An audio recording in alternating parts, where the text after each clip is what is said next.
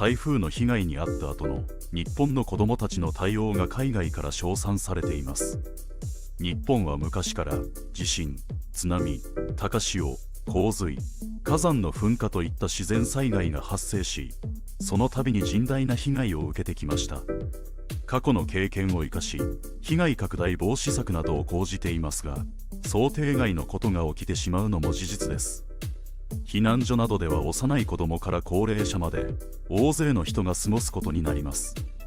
被災に加え、毎日の通学通勤といった普段と同じような生活が送れないことはストレス以外の何物でもありません。今回海外から称賛されたのは、そのような環境下での日本の中学生の行動です。心身ともに辛いはずの状況で、彼らは一体どんな行動をしたのでしょうか。それでは行ってみましょう。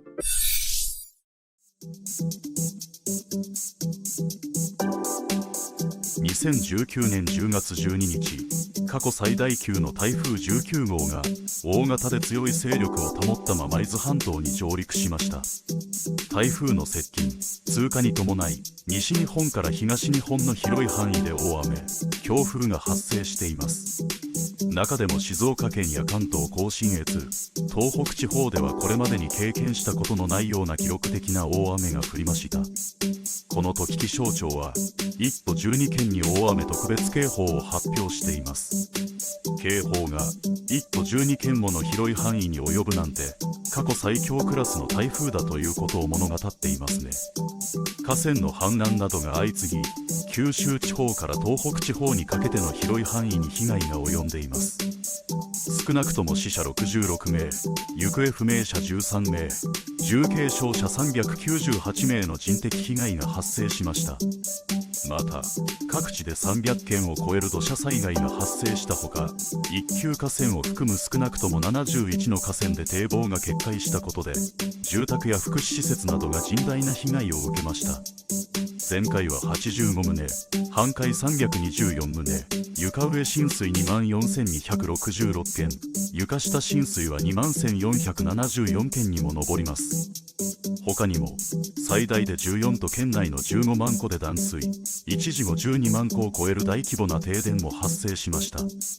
さらに東海地方から関東地方を中心に高波による防波堤の損壊や道路の崩落、港湾施設への浸水、漁船の転覆なども相次いでいます。日本の広い範囲に及ぶ未曾有の台風被害でした。こうして振り返ってみても、いかに大型の台風だったのかが分かりますね。そして浸水した後に水が引いたら、一帯は泥まみれになります。床や道路に溜まった泥などの撤去は大変な作業です。多くの学校なども浸水被害に遭いました。民家でも泥の撤去は大変な作業です。学校となると範囲が広く、1階部分だけでも相当な量の泥が残っていたことでしょう。1階の教室の使用は諦めてしまいそうになりますよね。ところが日本の子どもたちは違います。泥だらけになった教室の使用を諦めたりはしません。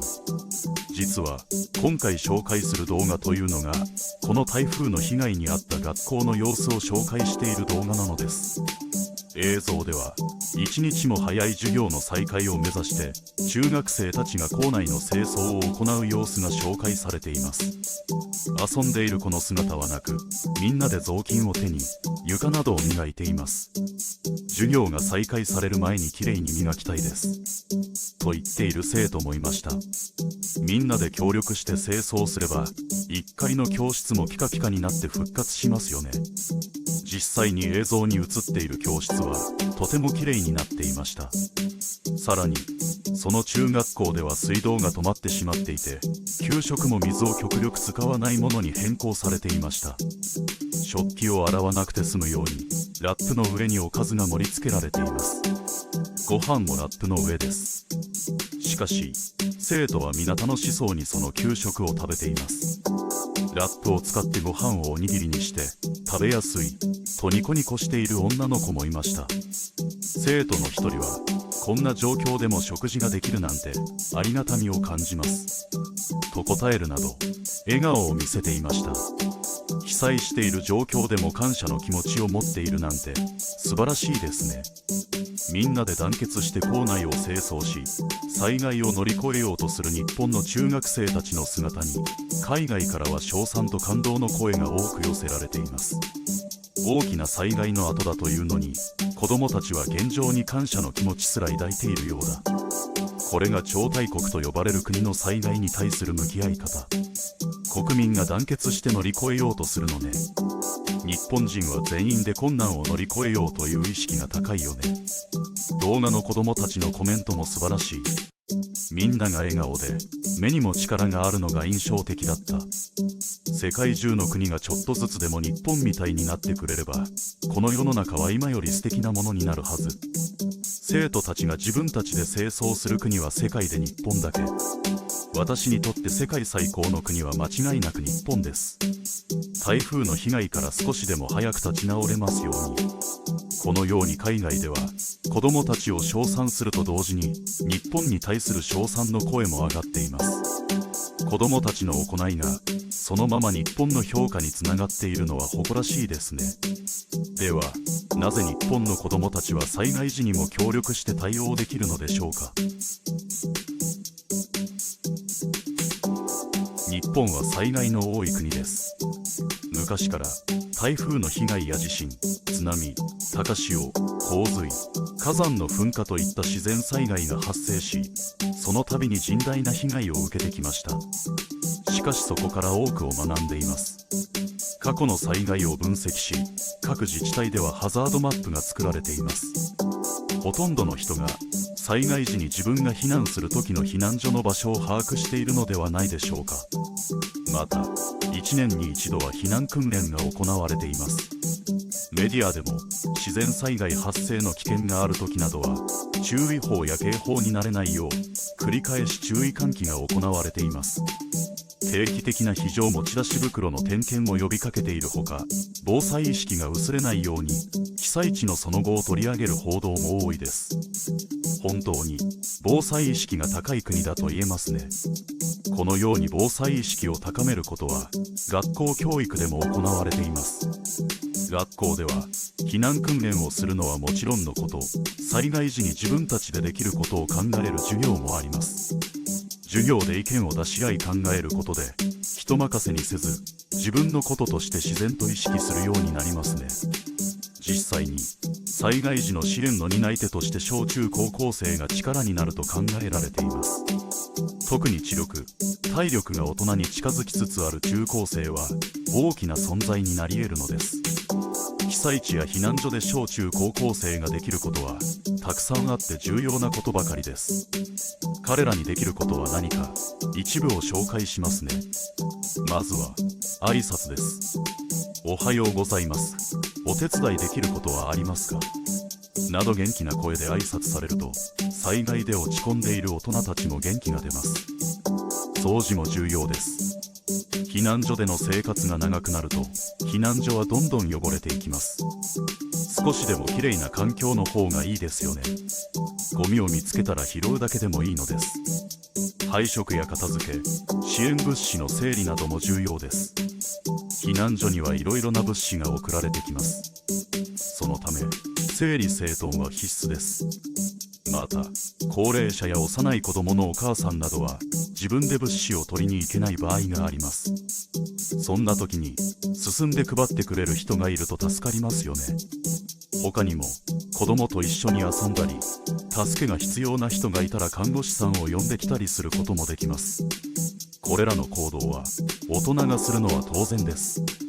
しかし元気な子供たちが対応してくれる姿を見ると、災害で沈んでいる気持ちを明るくしてくれるでしょう。実は日本の中高生は災害時に自分たちでできることを考える授業が学校で実施される前から自主的に行動していました。どうしてそんな行動ができたのでしょうか。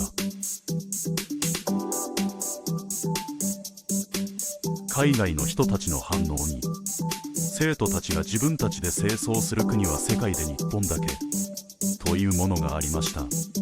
私たち日本人にとっては当たり前の生徒による教室の掃除は海外からすると珍しいのです。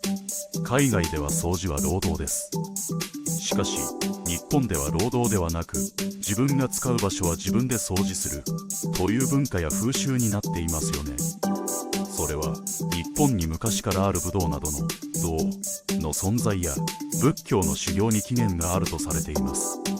掃除以外にも学校では給食当番を順番に行い、係などを決めて役割を果たすことで責任感が身につきます。運動会では個人競技よりも団体競技の方が多いです。さらに文化祭などではみんなで一つの大きな作品を作ることもあります。このように多くのことを通して協力することを学んでいるのです。そのため何かあった時にはみんなで協力して行動することができるのでしょう。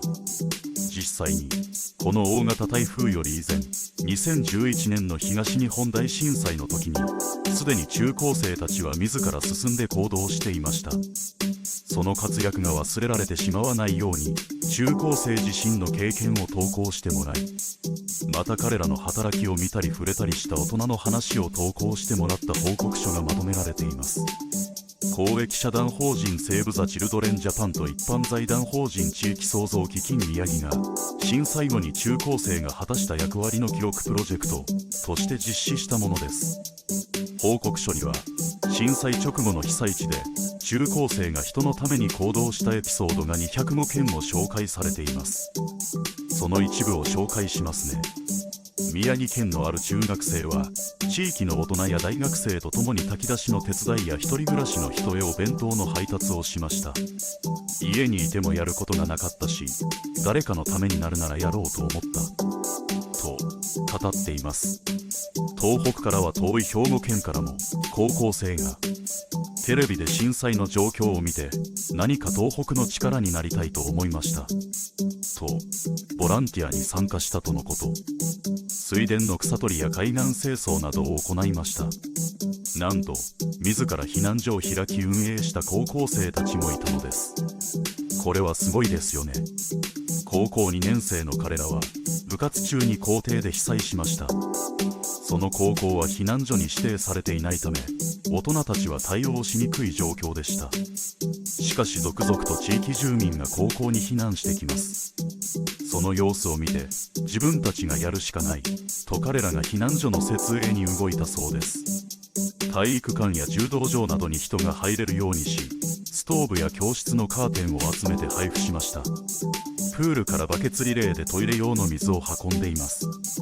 さらに夜間は真っ暗で危険になるトイレの前に2人1組で交代しながら手回しライトを持って待機するなど睡眠時間を削って対応をしました。